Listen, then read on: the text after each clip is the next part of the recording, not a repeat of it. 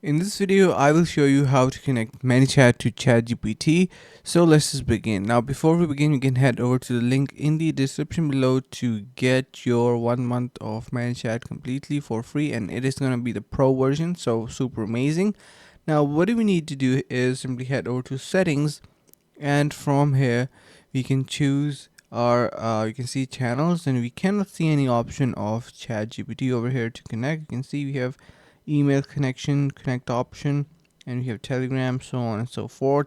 So once we head over to our extensions, and from there head over to integrations, you can see we have our ChatGPT over here. So we need to enter in here our ChatGPT API key. How do we actually get it? So type in here on your browser ChatGPT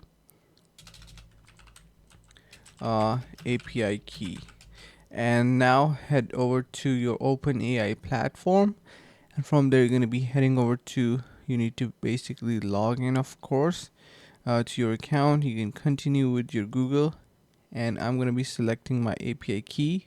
So here you can see on top we have this option to create a new secret key.